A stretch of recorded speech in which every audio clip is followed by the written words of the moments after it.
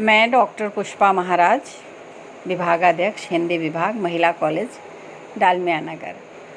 आज ये audio BA part 3 की छात्राओं के लिए है।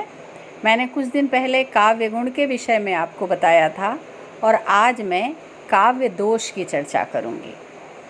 यदि उत्तम काव्य के लिए गुणों का होना आवश्यक है तो वहाँ दोष का ना होना भी आवश्यक है। इसीलिए संस्कृत के काव्य शास्त्रियों ने दोषों के अभाव को ही गुण माना है। आचार्य भरत गुण को दोष का उल्टा मानते हैं। भरत की यह मान्यता चिरकाल तक मान्य रही। उन्होंने ये कहा कि जब काव्य में दोष ना हो तो वो काव्य गुण हो जाते हैं, तो इसीलिए उनकी ये जो मान्यता थी वो बहुत दिनों तक मान्य रही और प्रायः सभी आचार्य दोषों के अभाव को उत्तम काव्य के लिए आवश्यक मानते हैं। भामह ने भी इसे स्वीकार किया और दंडी को भी काव्य में दोषों की अपेक्षा दोष का होना बिल्कुल उन्हें स्वीकार नहीं था, क्योंकि उनका ये मानना था कि काव्य की विफलता के ये दोष जो होते हैं वो काव्य की विफलता के कारण होते हैं, इसलिए इनसे दूर रहना चाहिए। जयदेव, मम्मट, हेमचंद्र, भोजराज आदि काव्य के लक्षण में निर्दोष शब्द का प्रयोग कर काव्य में दोष के अभाव को आवश्यक मानते हैं। ये संस्कृत काव्य शास्त्री जो थे उनका यही मानना था कि काव्य में दोष का अभाव होना चाहिए और तभी उसे उन्होंने काव्य गुण कहा। यानी गुण का उल्टा दोष, दोष का उल्टा जो होता है शब्द में भी, यही उन्होंने ये माना कि काव्य में भी ऐसा ही होना चाहिए। दोष का अभाव ही गुण है और जो दोष है वो काव्य की विफलता का कारण होता है। हिंदी साहित्य के आचार्यों ने भी मम्मट आदि के आधार पर ही काव्य के दोषों का विवेचन किया है। केशवदास कविप्रिया में कहते हैं कि दूषण सहित कवित्व से बचना चाहिए। यानी ऐसा कवित्व जो दोष से युक्त हो उसे प्रयोग नहीं करना चाहिए। कुलपति मिश्र के अनुसार रस निष्पत्ति का बाधक तत्व दोष है। वो कहते हैं कि जिस तत्व से रस निष्पत्ति में बाधा पड़ती है वो जो तत्व है वही दोष है। इसी प्रकार भिखारी दास के अनुसार शब्द, वाक्य, रस और अर्थ में दोष होता है। इनसे बचकर ही काव्य की रचना करनी चाहिए, उनका ये मानना है। प्रताप शाही काव्य विलास में मुख्यार्थ के बाधक तत्व को दोष कहते हैं। मतलब प्रताप शाही का ये मानना है कि जिस तत्व से काव्य के अर्थ में बाधा पहुंचती है, उसे समझने में कठिनाई होती है, वो जो तत्व है वो काव्य दोष है। तो अब इससे हम देखते हैं कि जो हिंदी के विद्वान हैं, हिंदी के आचार्य हैं, उन्होंने संस्कृत के काव्य शास्त्रियों के अनुसार ही काव्य दोष को स्वीकार किया गया है। काव्य दोष कई प्रकार के हैं। आप सारे जो आचार्य हैं संस्कृत के काव्य शास्त्री हैं, उन्होंने इसके चर्चा की है कि ये कितने प्रकार के होते हैं। तो वो भामह ने इसे 3 प्रकार की चर्चा की। भरत मुनि ने दोषों की संख्या 10 मानी है और काव्य के दोष वामन ने पूर्वोक्त आचार्यों की अपेक्षा कुछ अधिक स्पष्ट विवेचन किया। वामन के अनुसार दोष 2 प्रकार के होते हैं, शब्दगत और अर्थगत। यानी शब्द में भी दोष हो सकते हैं और जो उससे अर्थ निकाले जाते हैं उसमें दोष हो सकते हैं। तो 2 प्रकार के दोष माने वामन ने। और इसके बाद में जो आचार्य मम्मट आए, उन्होंने दोषों का अत्यंत स्पष्ट और मान्य विवेचन किया है। मम्मट ने शब्द दोष 37, अर्थ दोष 23 और रस दोष 10 माने हैं। संस्कृत काव्य शास्त्रियों के अनुसार ही फिर हिंदी के काव्य शास्त्रियों ने भी दोषों पर विस्तार से विचार किया है। केशवदास ने कविप्रिया में 22 दोषों का विवेचन किया है। चिंतामणि ने शब्दगत, अर्थगत और रसगत दोषों का विवेचन किया। भिखारी दास शब्दगत, वाक्यगत, अर्थगत और रस युक्त दोषों को मानते हैं। तो ये है रस दोष के विषय में संस्कृत और हिंदी के आचार्यों की मान्यताएं। तो इनके अनुसार जो इन्होंने इसके भेद बताए, तो उनको हम लक्षण के अनुसार, उनके लक्षणों के अनुसार हम थोड़ा विस्तार में देख लेते हैं। तो पहला दोष है श्रुति कटुत्व। काव्य में कानों को अप्रिय लगने वाले एवं कठोर शब्द की रचना श्रुति कटु कहलाती है। अतः जहाँ पर कठोर शब्दों का प्रयोग होता है वहाँ पर श्रुति कटुत्व दोष होता है। जैसे कि अगर श्रृंगार रस की रचना है, वहाँ हम बहुत सारे ट, ठ और ड जैसे शब्दों का अगर प्रयोग करते हैं तो वो वहाँ उचित नहीं होता है, और इसीलिए वो जो दोष होता है वो श्रुति कटुत्व दोष माना जाता है। अगला है च्युत संस्कृति। च्युत संस्कृति दोष वह है जहाँ किसी पद का प्रयोग व्याकरण के प्रतिकूल होता है, मतलब व्याकरण सम्मत नहीं होता है, जो उसे कहते हैं च्युत संस्कृति दोष। और इस दोष में जैसे कि एक शब्द है निराशा, लेकिन कहीं कहीं काव्य में निराशा के लिए जैसे एक शब्द है कि इस निराशता को छोड़ो आशा से लो काम। तो ये जो यहाँ निराशता शब्द का प्रयोग है वह व्याकरण के नियमों के प्रतिकूल है, तो यहाँ पर ये च्युत संस्कृति दोष है। इसके बाद है अश्लीलत्व। काव्य में अश्लील शब्दों का प्रयोग अश्लीलत्व माना जाता है। यह दोष 3 प्रकार का होता है। एक है व्रीड़ा सूचक। व्रीड़ा का मतलब होता है लज्जा।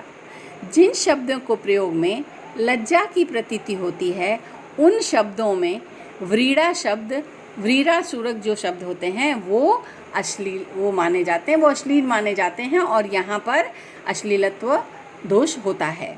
इसी प्रकार दूसरा है घृणा सूचक शब्द। जैसे कि जहाँ प्रयुक्त शब्द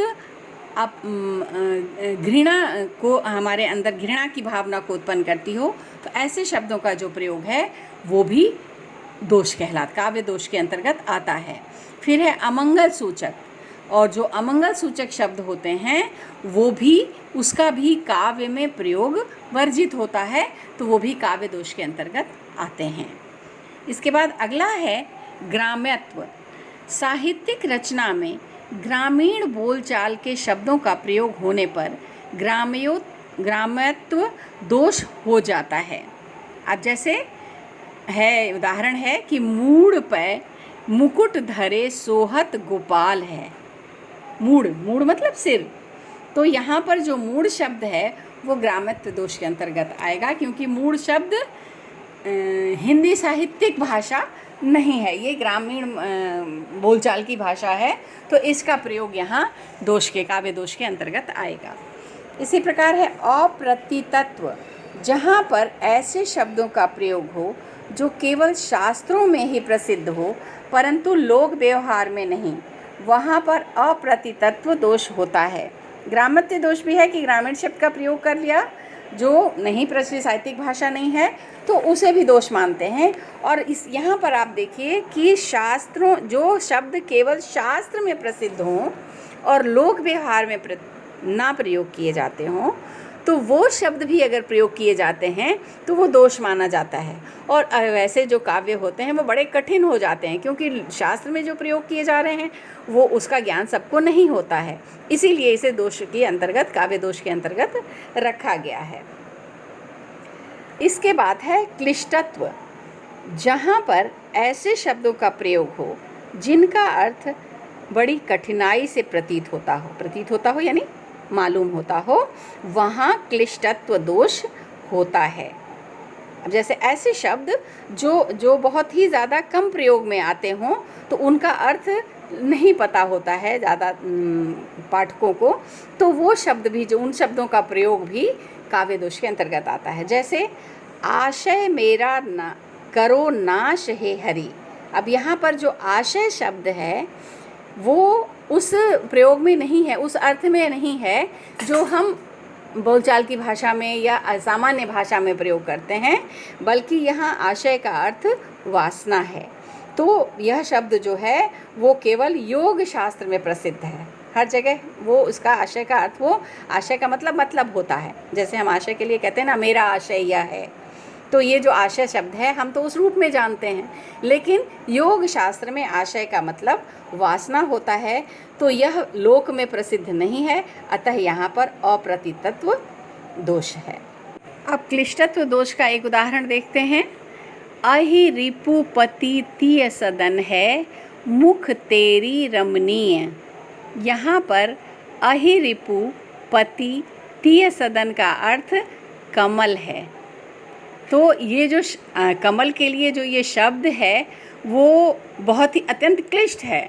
कमल के लिए बहुत सारे शब्द हैं, लेकिन यहाँ पर मुख की जो तुलना है वो कमल से की गई है, लेकिन ये जो शब्द है ये बहुत कठिनाई से जाना जाता है, इसलिए यहाँ क्लिष्टत्व दोष है। अब यहाँ अहि का मतलब है सर्प, उसका शत्रु गरुण, उसके पति विष्णु भगवान और उनकी पत्नी लक्ष्मी, उनका सदन अर्थात निवास स्थान, उसके समान मुख है, इसका ये अर्थ हुआ। तो इतने सारे कठिनाई से तब ये अर्थ निकलता है, तो इसलिए यहाँ क्लिष्टत्व दोष है।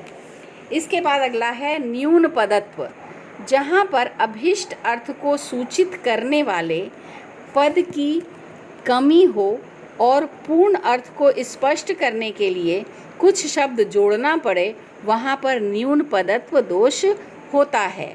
मतलब अर्थ ना निकले स्वाभाविक रूप से, उसके लिए कुछ और शब्द बाहर से जोड़ के उसका जब अर्थ निकाला जाए तो वहाँ पर ये दोष होता है।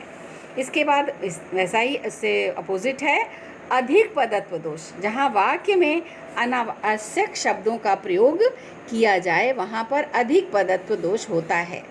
और ऐसे जो शब्द होते हैं अनावश्यक, यदि उन्हें कविता से या वाक्य से हटा दिया जाए तो भी उसके अर्थ में कोई परिवर्तन नहीं होता और ना ही उसके सौंदर्य में कोई परिवर्तन होता है, तो वहाँ पर अधिक पदत्व दोष होता है। अब जैसे आइए एक उदाहरण देख लेते हैं। लपटी पुहुप पराग पर सनी स्वेद मकरंद। अब यहाँ पर पुहुप का मतलब है पुष्प यानी फूल, और पराग जो उसके रज होते हैं, जो फूल में पराग होते हैं, उसकी बात है। तो अब यहाँ ये मानना है लोगों का, यहाँ ये मानना है कि पुष्प के रज को ही पराग कहते हैं, तो यहाँ पर पुहुप शब्द की कोई ज़रूरत नहीं थी, तो यह अधिक पदत्व शब्द हो गया, दोष हो गया। इसके बाद है अक्रमत्व, जहाँ पर कोई पद उचित स्थान पर प्रयुक्त ना होकर अनुचित स्थान पर अर्थात बिना क्रम के ही प्रयुक्त हो, वहाँ अक्रमत्व दोष होता है। जैसे विश्व में लीला निरंतर कर रहे वे मानवी, तो यहाँ मतलब कि जो भगवान हैं वो विश्व में मानव की लीला निरंतर कर रहे हैं। तो अब यहाँ पर है कि यहाँ पर मानवी शब्द का प्रयोग लीला के पहले होना चाहिए, यानी मानवी लीला होना चाहिए, लेकिन उसका जो प्रयोग है वो अंत में किया गया है, इसलिए यह बिना क्रम के है, तो यहाँ पर अक्रमत्व दोष हो जाता है। अगला है दुष्क्रमत्व दोष।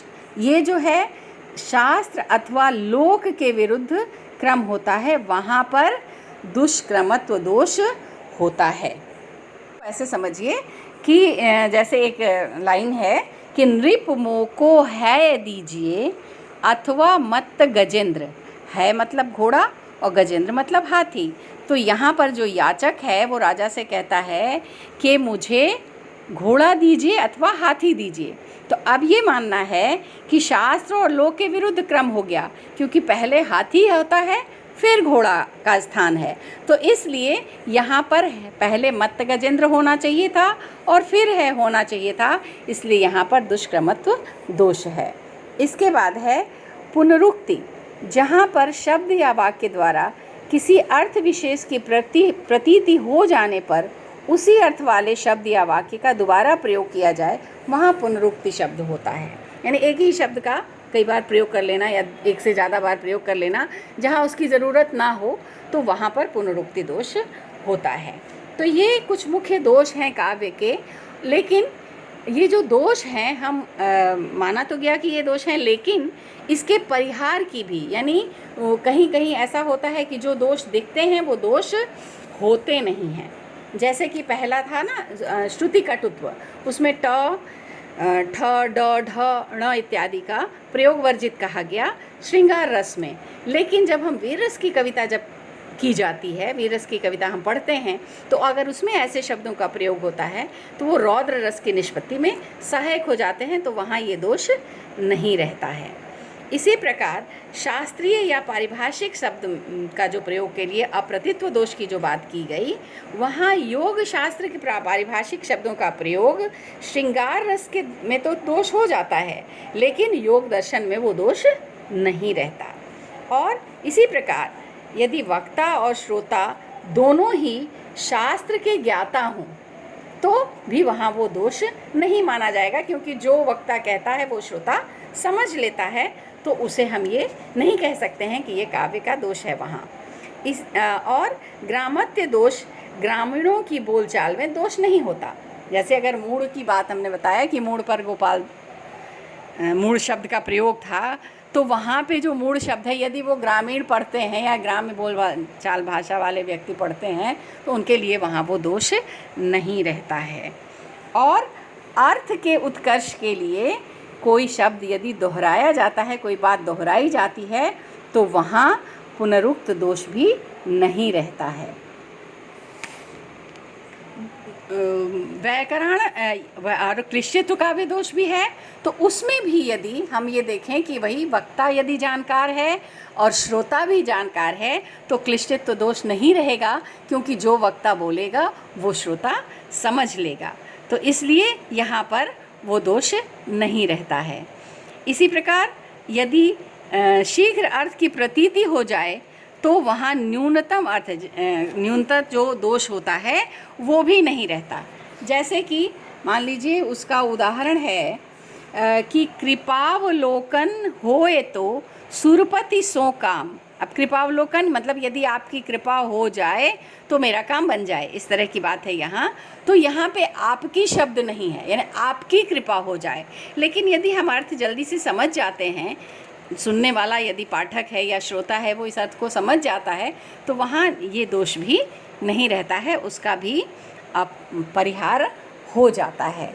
तो ये थे आपके काव्य दोष, और उसके विषय में हमने पूरा विस्तार से उसके रूप, उसके कारण और उसका जो स्वरूप है और उसके जो परिहार हैं वो सब हमने आज आपको बताया। धन्यवाद।